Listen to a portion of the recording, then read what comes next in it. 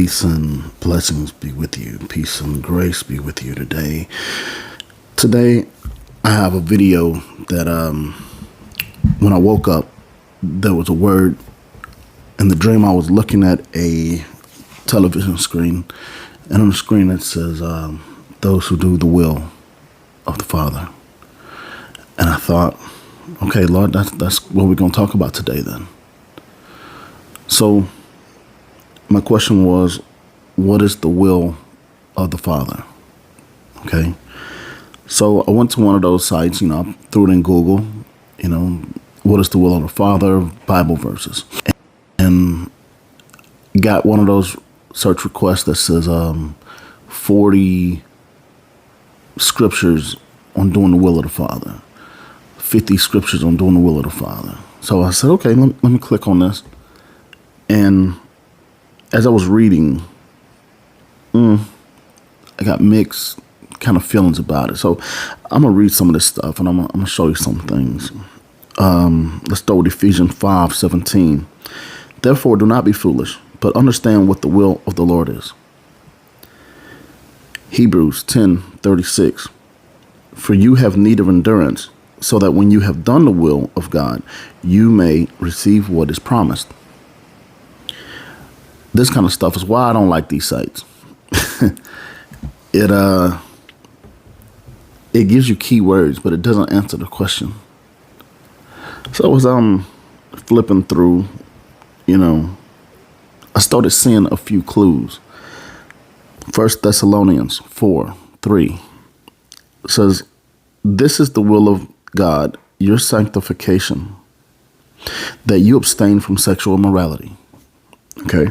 I'm going to read a longer part of that. I have it on here as well in a minute. 1 Timothy 2:4. Who desires all people to be saved and come to the knowledge of the truth. Okay. So I get that is the will of the Father, is that everyone, all people, will be saved and to come to the knowledge of truth. So, okay, I'll take that one. We could say that one of the attributes of the will of the Father, one of his things is that everyone on the earth will be saved and to come into the knowledge of truth. We've been lied to by so many, but I can understand that is what Yah wants us to do, is to help people to see what the truth is. Okay. Let's see.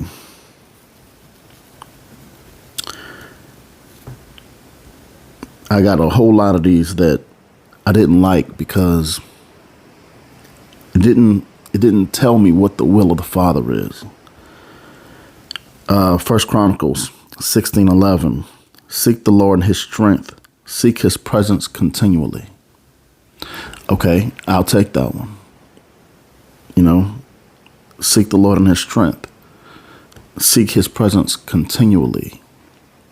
That'll get you to understanding the will, but it doesn't really tell you what the will of the Father is, right? 1 Peter 2:15. For this is the will of God, that by doing good you should put to silence the ignorance of foolish people. Okay, so this says it very plainly. This is the will of God. Okay, I'll take that one. So by doing good, you should put to silence the ignorance of foolish people.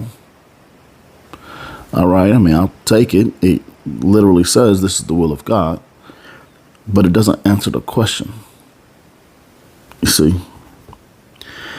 1 Thessalonians 5:18. Give thanks in all circumstances, for this is the will of God in Christ Jesus for you. All right. I'll take that one because it does say this is the will of God. So I'm trying to put together an idea of what the will of God is. And as I'm looking, you get little clues, little bits and pieces of what the will of God is, right? Give thanks in all circumstances. Okay. I'll take that. All right. But still doesn't hit it for me. It still doesn't speak it. Still doesn't give me what I'm looking for. So we'll keep going. Romans 12:2. Do not be conformed to this world, but be transformed by the renewal of your mind, that by testing you may discern what the will of God. What is the will of God? What is good and acceptable and perfect? All right. This is good, but it raises a question instead of answering the question. So it's close. It's good. So we see, don't be conformed to this world, but be transformed by the renewal of your mind. All right. So basically, what the will of God is in this is everything you see in the world, do the opposite. Don't be conformed to this world. Don't copy what the world does. Don't be like the world.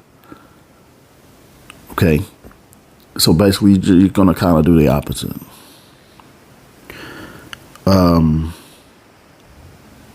Be transformed by the renewal of your mind. Being transformed by the renewal of your mind is getting your word and having your mind, having your thought changed through the washing, the constant washing of the word, the constant washing of praise and worship and seeking the Lord. Okay. That you may discern what the will of God is. So when you see the will of God, you'll understand that that is the will of God. But it still doesn't answer the question, what is the will of God? It's just kind of telling you a checks and balances to understanding what the will of God. So I want y'all to see something here, that understanding the will of God is really something that is complex.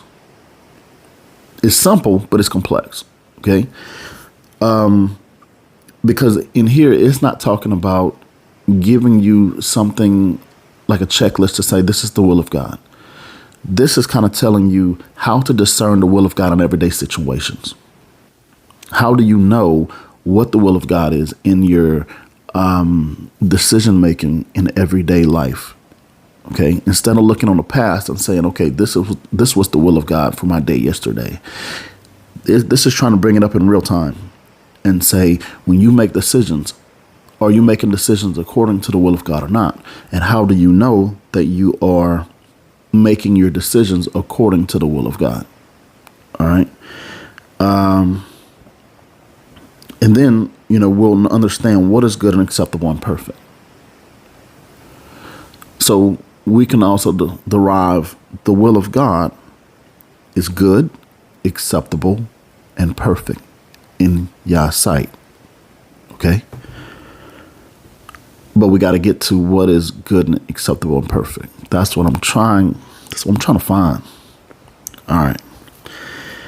Let's see. It also gave me Matthew 7:13 and 14. All right. It says, enter by the narrow gate, for wide is the gate and broad is the way that leads to destruction. And there are many who go in by it, because narrow is the gate and difficult is the way which leads to life, and there are few who find it. This was good, but it had nothing to do with the will of God. But I'll go with this. All right. Enter the narrow gate. He's telling you, enter the path, enter the way that very few people are going to find. And he's trying to use people like me. And there's many, many others out there on YouTube speaking the truth. All right. And there's a lot of people out there trying to get you to walk in the ways that you're supposed to. All right. Wide is the gate and broad is the way that leads to destruction. So what is wide and broad? The church is wide and broad, but it leads to destruction. I've told y'all so many times, these pastors are leading millions and billions of people straight to hell. Straight to hell. They're going to bust it wide open. Because they're following a person. And y'all saying, don't follow a person. Because people will mess up. A person can easily mess up. And if they mess up, they're going to take everybody who's following them with them. All right? So I don't care if it's me. I don't care who it is. Keep your eyes on Yah. Keep your eyes on Yeshua. Keep looking at your word, comparing it to people. Look at your word, compare it to people. Because wide is the way that leads to destruction. So if you are just following along with what everybody else is doing, you might want to check it. All right? Check it with the word. See if that is really the way you're supposed to go. Because we don't want to create a new wide gate.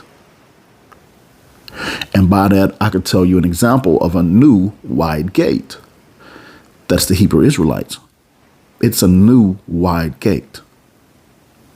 Because narrow is the gate that leads to life and salvation.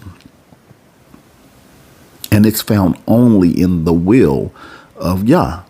And that's what we're trying to discern today. What is the will of Yah? Because we want to stay on his path. Okay?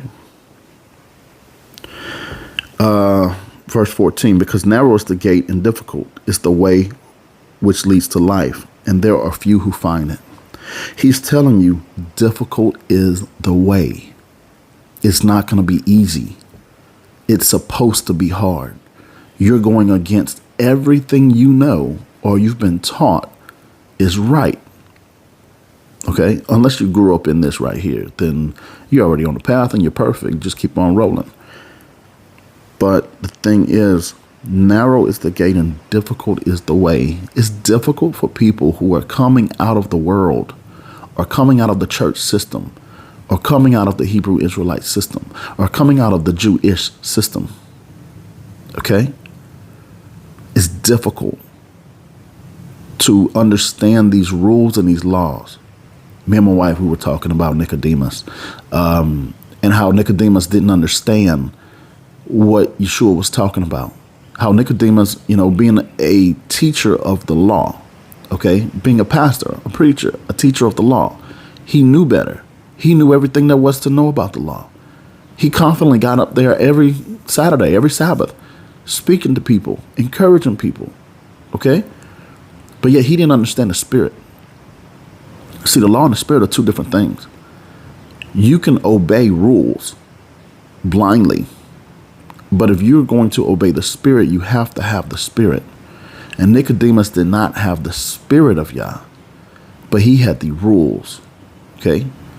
So this is why, Paul was so adamant against the Pharisees, because he was a Pharisee. He was a preacher. He was a teacher by modern society. Today, he would be a preacher. All right. And he went after anybody who did not line up to the traditions that he was taught. All right. He was empowered by the Pharisees. He was empowered by the different rulers to go after anyone who did not line up with what he was teaching, with what he was taught, until he met Yeshua on the road to Damascus. Then he learned real quick that there is another way, that the way he was going was wrong. So that's why I'm telling you guys, the modern day Pharisees and teachers of religious law are wrong, because they took their eyes off of the word, comparing what they were doing to the word continually in prayer about what they're doing and what their intentions are in doing it. All right, let's keep it moving. Let's see. All right, Deuteronomy 28. We're going to start in verse 1. Now it shall come to pass, if you diligently obey the voice of the Lord your God, to observe carefully all his commandments, which I command you today, that the Lord your God will set you high above all nations of the earth. And all these blessings shall come upon you and overtake you, because you obey the voice of the Lord your God. This right here pretty much hits it perfectly on the head. All right. He's telling you, if you diligently obey, that word diligent, I'm going to tell you, they probably didn't have a stronger word to use, but the word diligent is not strong enough for this. It's not a good enough word to understand what it means to obey the voice and how Yah wants us to obey the voice. So they use the word diligent, but we don't really understand diligent. And he uses words like carefully. Okay. But that's an understatement by a lot. We just don't have a word strong enough to help us to understand how Yah wants us to obey his word. All right. Yeshua said, not a jot or a tittle will by any means pass by until all of what Yah's word has come to pass. Okay. So Yeshua told us himself that he did not come to do away with the law and the commandments. So now we have to understand what is the will. The will of the Father is that you obey very carefully, making sure you are obeying everything, every jot, every tittle. Okay? Not going to the left or the right, not even a little bit, not even one step.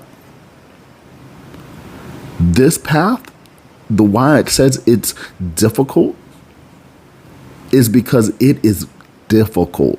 And that is not a strong enough word to understand it.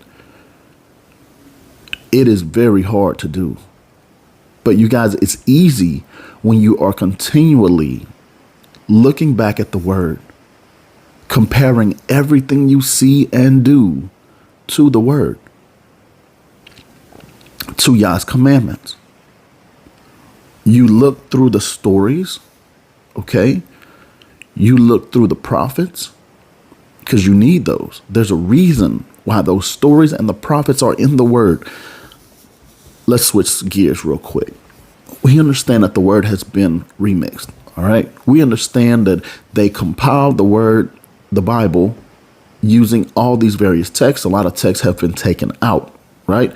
Called canonical and non-canonical, right? But you have enough of the information in this word, in this Bible, in this King James Version or New King James Version. The two I like perfectly.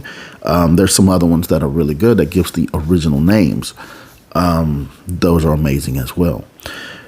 But the thing is, you guys, you have to be very careful to obey all the commandments. And the Bible has all the commandments in it. That is the basis to obeying the will of God.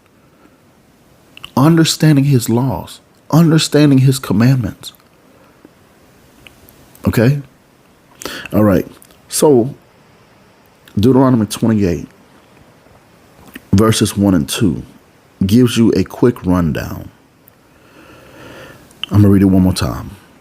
Now it shall come to pass, if you diligently obey the voice of the Lord your God, to observe carefully all his commandments, which I command you today, that the Lord your God will set you high above all nations of the earth. See, everyone wants that part right there, right? Everyone wants to be set high above all the nations on the earth. And everyone wants verse 2, and all these blessings shall come upon you and overtake you. But we skip over this next part, because you obeyed the voice of the Lord your God. Now, that's two different things. At first, it's talking about the commandments, okay? You have to diligently obey the voice of the Lord your God, comma, to observe all his commandments, which I command you today. That's two different things. You have to understand the commandments, and then you have to understand when you hear his voice. That is how you know you have a relationship with someone, If you don't hear their voice, if they don't talk to you, you are in a fan club. You don't have a relationship. You don't know that person. Everyone swears they know Michael Jackson because they listen to all his songs, right? Everyone swears they know Trump, like Trump is just their homeboy, because they listen to what he says. And some of the things he does is amazing. But they are in a fan club because they cannot call up President Trump and him answer his phone and act like he know you. You don't know that man. Same thing with Yah. Everybody can understand and follow what they think are the commandments. What the church is telling you is the commandments. But he says all, carefully observe all his commandments. We better be looking again in the word to make sure we are obeying all of his commandments. Then I'm going to give you one more. All right. You need to look and observe the character of godly people. Okay. Look at the character of Jacob versus Esau, because Yah says, Esau I hated, but Jacob I loved. We need to understand the difference between Job and his friends. They all seem to have wisdom, but there was something special about Job versus all his friends. And Job versus everybody else in the world, which was Yah. Why Yah even told Satan, hey, look at my servant Job. This dude is amazing. He got it going on. Right? We need to understand the character of Moses. How Yah said that he is the most humble man on all the earth. We need to understand the character of people like Enoch and Noah, because they were favored by Yah. We need to understand the character of people like in the New Testament, Stephen. Understanding Paul's heart. His writings are kind of hard to understand. And I got something for that one too. Also, we need to understand people like Jehu, who didn't completely get it right, but he got it right. People like Samson, with all the strength he was given. He didn't get it all the way right, but he got it right. People like David, how Yah said he is a friend of Yah. He didn't get it all the way right, but he got it right. So what I'm telling you is this walk is difficult, but it's easy when you constantly are comparing what the will of the Father is. How do you know the will of the Father? It's based on his commandments.